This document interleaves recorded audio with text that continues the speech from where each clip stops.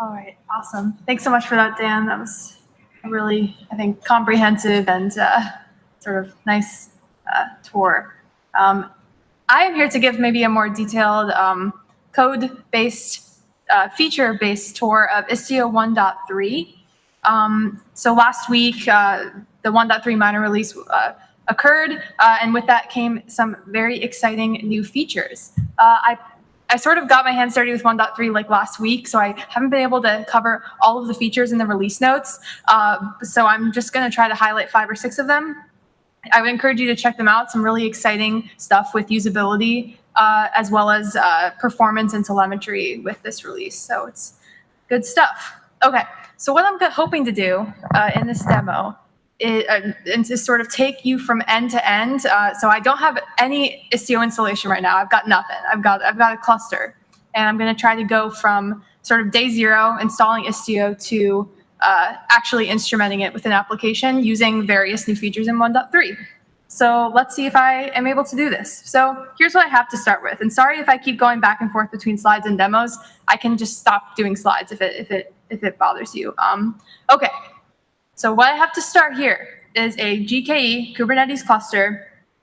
Nothing special about it, just plain, 1.13 default version of GKE. I have 5 nodes. It's running down South Carolina, US East 1B. And what I'm going to do here is I have a install script for 1.3.0 here. And what I want to highlight with this installation profile. So if you go into the Istio docs and you want to install it, generally the guidance will be use Helm template and then apply the YAML. What that lets you do is really easily set flags if you want to install Istio with any kind of setting. So Istio exposes a lot of these global flags like enable Kiali service graph or use a custom Prometheus installation. So what I've got going on here, the only sort of new thing is that I'm setting this global tag to use distro list images. And in Istio 1.3 came the ability to use distro list base images for all the Istio control plane features. What does that mean? It means that these are hardened container images of the Istio control plane that have things like package installers removed from the Docker container. You can kind of read up on this on your own, but it's sort of basically it's a more secure Istio installation is the point here. Okay, so what I'm going to do is I'm going to run this script, install Istio 1.3. Let me know if you can see this. On the right here in that other tab, so what's going on now is we're installing all the CRDs. There's going to be like 21 of them or so. And then we're going to watch all the Istio 1.3 pods kind of show up. I give my script like 20 seconds to get the CRDs in there. So the CRDs are the Istio config. So it's installing the idea of a virtual service onto the cluster right now. And here's the installation in all its glory. Those are all the pods. And if I were to do a describe on any of these control plane pods, I'd be able to see that the base image for Pilot and for Mixer is that distro list Docker image. So what I'm going to do is, as this all sort of comes online, takes about 2 minutes, is go to my next feature. So not in 1.3, this isn't really anything new, but there's this open source service graph tool called Kiali, which is a super helpful way, just day 0, to see what's going on in the cluster. As part of this script, I deployed a sample app, and I can watch that get created here. And what I can do is open up Kiali and see what's running. But my IP is pending because I just installed it, but I'm going to wait for that to get created, that load balancer. Can everyone see my terminal okay here? Awesome. Great. I'm going to do a watch on that command. Oops. Can't use my aliases. Okay. Not here. Looking for it. Looking for this to get created. So on the right, just to give context, I've deployed a sort of sample application with like a dozen microservices. And as part of the installation, I exposed it through the Istio Ingress gateway. So it's just a demo retail app. It's got a checkout and a catalog and an email notification service. This helps us demo Istio because it's just enough services to be like, oh, that's more than one, that's more than two, but it's not so many that it's like totally overwhelming when you're talking to someone about it. Okay, let's go back to the terminal here and not my Spotify. Okay, great. So let's open up Kiali and see what's happening between all these services. Oops. Kiali runs on port 20,001 usually. I have a default secret. You can obviously lock it down with your own passcode, but so here we can select the default namespace, and here's the sample app that I just showed. So if you raise your hand if you know what Kiali is, because I don't have to go through this whole thing. Okay, I'm just going to go through it for just a minute here. So what Kiali does is it exposes a service graph and a service list and visualizes your Istio config in a UI. So what we're showing here is the service graph for the default namespace.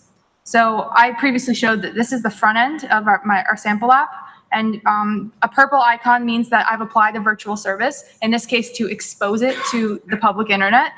And we're sending traffic load through a load gen pod from the front end into all of our various backend services. And triangles represent services, squares represent deployments. You can change it to just be a service graph if that's a little bit too busy. Green lines indicate gRPC traffic. Gray lines indicate TCP, or sorry, blue lines indicate TCP traffic.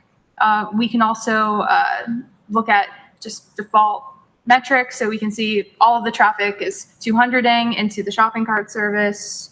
Yeah, just basic metrics here.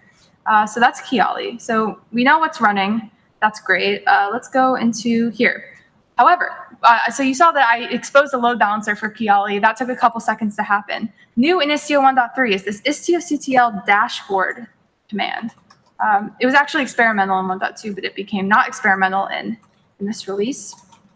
And what I can do is do istioctl dashboard Grafana and just see all of the default Istio dashboards really easily. What I want to show here is a couple of things. New in 1.3 are a few good dashboard improvements. The first one is for Citadel. There's now a dashboard for Citadel. So Citadel issues the MTLS keys for your Istio services. It's that component. So there's a dashboard for that, which is great. The other exciting thing is that the pilot dashboard got some awesome improvements in the 1.3 release.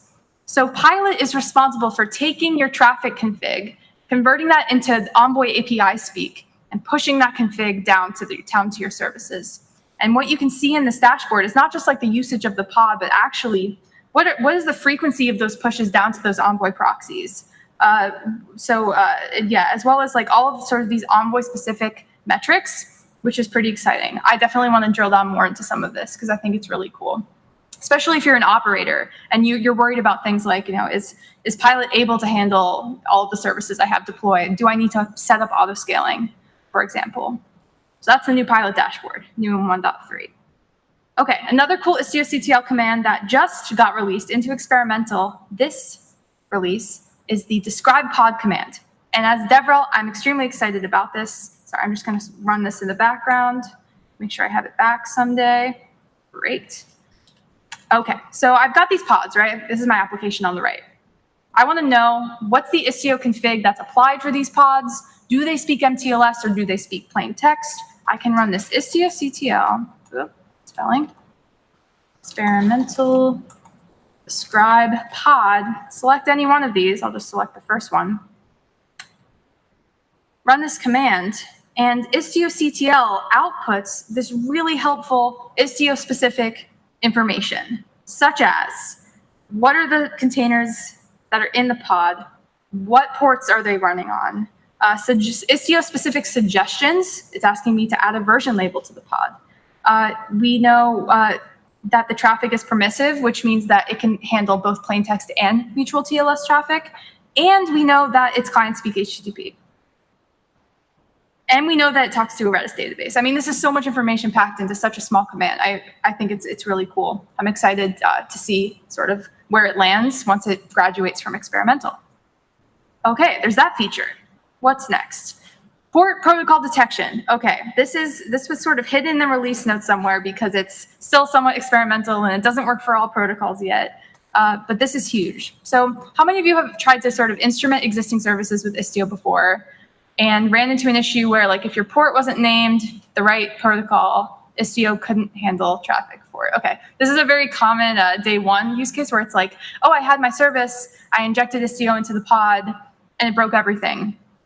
Usually the number one reason for that is port naming. A lot of times folks are using gRPC. What that meant is they had to add a port name for the service that was gRPC.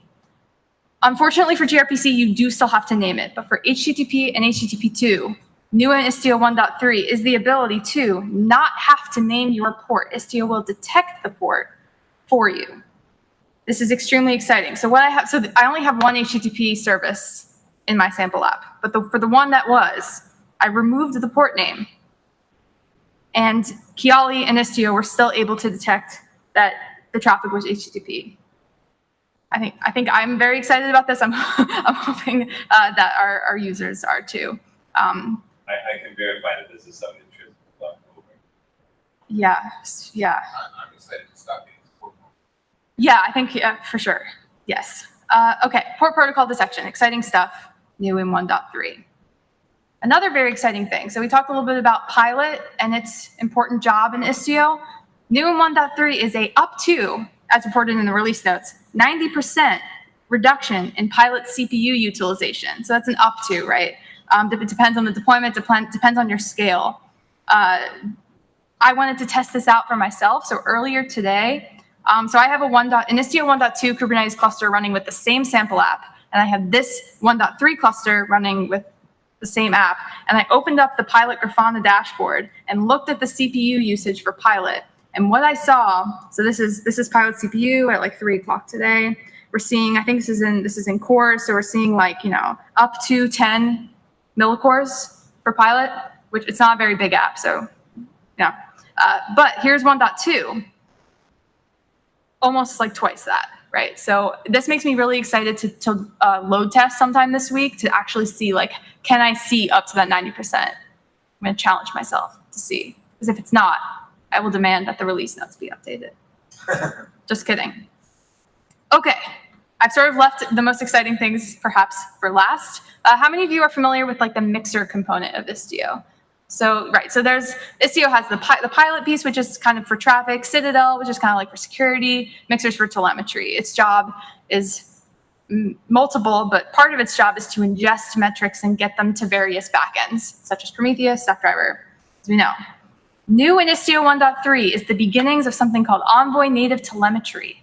What this means is that the sidecar proxies themselves can forward metrics from your workloads directly to the backend telemetry service of your choice. So that correctly describe Envoy? Okay, that's Envoy native telemetry. This is huge just for performance. I mean, if you're a major customer and you actually want to get this up and running in production, Mixer tends to be the first thing that comes up as far as like, well, it's not quite at the performance we need for the scale that we have. So this is huge, being able to go direct from Envoy to Prometheus. What I'm going to try to do live right now is disable Mixer telemetry, turn it off, enable Envoy native telemetry, go back into Grafana and see if we can get metrics directly from. So I tried this once today. We'll see if it works. There's no magic here. So what I'm going to do is just create a new YAML where all I'm doing is I'm saying Mixer telemetry enabled equals false. Then I'm going to delete Istio telemetry, which is Mixer. Then I'm going to apply these custom Envoy filters, which allow the Envoy native telemetry to happen. That's all I'm doing. I'm going to run this command here.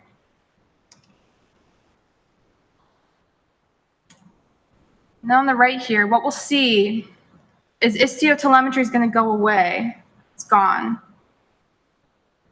Istio policy is still there, but we're not using that. Terminating. Okay, it's gone. Okay, we can see this Envoy filter, metadata exchange, and stats filter. You can read up about how it's working exactly. And then I think I still have my Grafana dashboard up. We're going to go into the service dashboard for Istio. So Dan talked about this sort of magical thing that Istio can do from the Grafana side, which is create these service dashboards on your behalf for all the services you have, because we're using the same protocol for telemetry. So what we can see, okay, so there is a small bug that I haven't reported yet, but the way that things are getting reported in Grafana, when I had Mixer, they were getting reported as cart service default cluster local, which is the long name of a Kubernetes service. And with Envoy native telemetry, they're getting reported as short name port. I'm going to file that. It's going to be fine. But what we see is things dropping off moments ago for cart service.default.cluster.local. If we go into cart service 7070, we can see starting, what was this? This minute, metrics start to come in from Envoy. I thought this was really cool when I tried it for the first time. It's cool because there's no Mixer, but we have telemetry. Sorry, as someone who's worked on Istio for the last year, it blew my mind. Why is it cool to not have Mixer? Because you don't have to deal with the added latency that Mixer adds.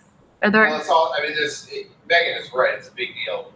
So Mixer is one of the biggest scaling issues especially in telemetry, because if every pod that has an Envoy sidecar, there's these golden metrics about it.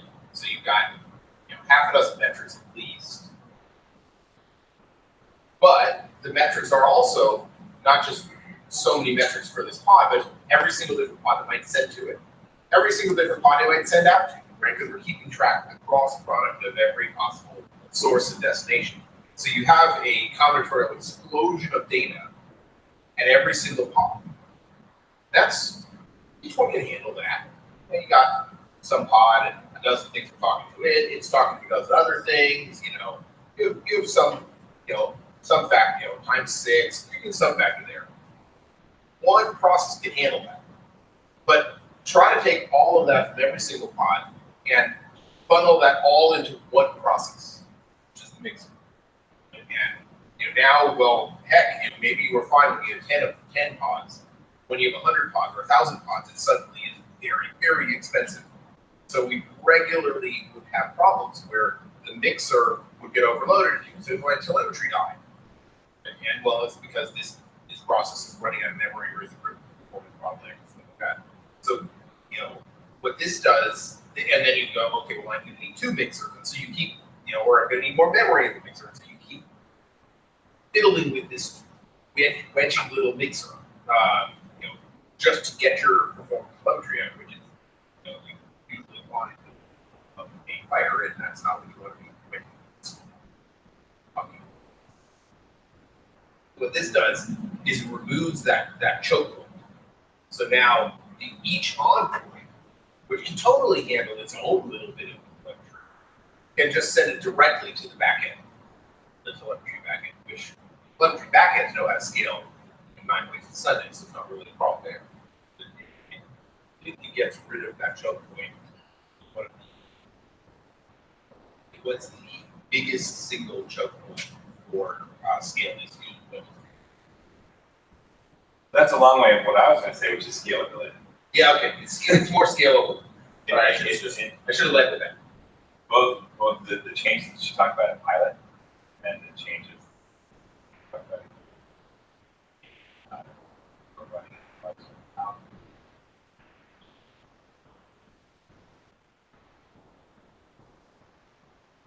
running into big problems. This is making the whole system usable, not less resources.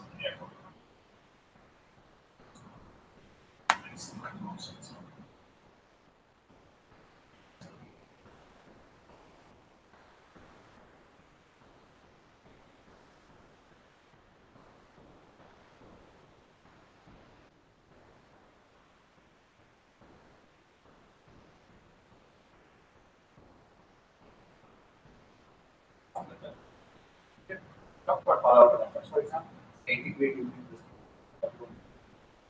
you're actually using a policy you need to based on because it's a policy and this segment.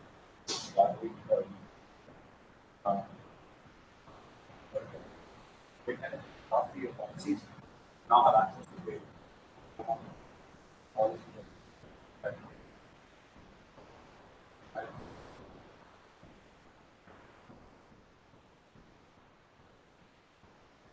But this is just telemetry for now. That's the policy. Yeah, this is just telemetry. All right, so the architecture allows for this.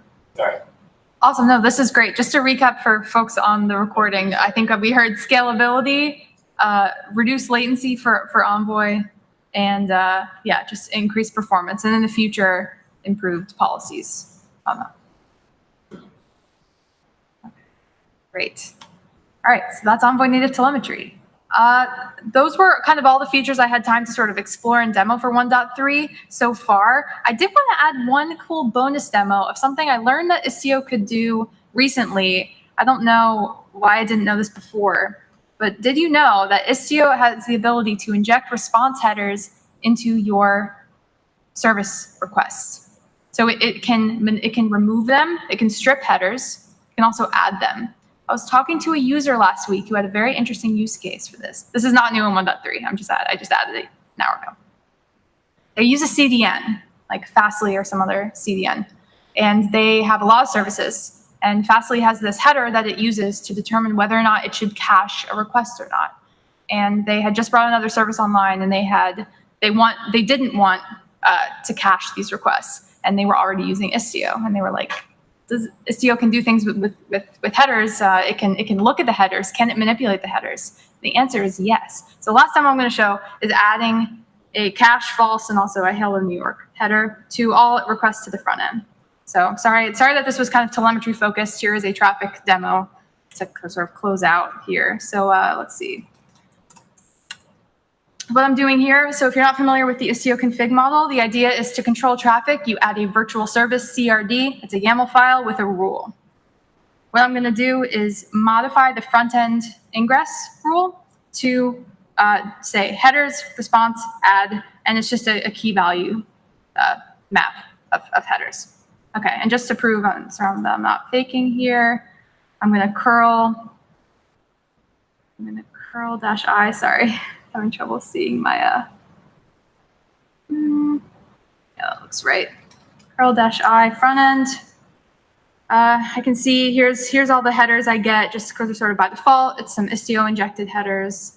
What I'm going to do is I'm going to apply the YAML, my alias there, and I'm going to run the same curl.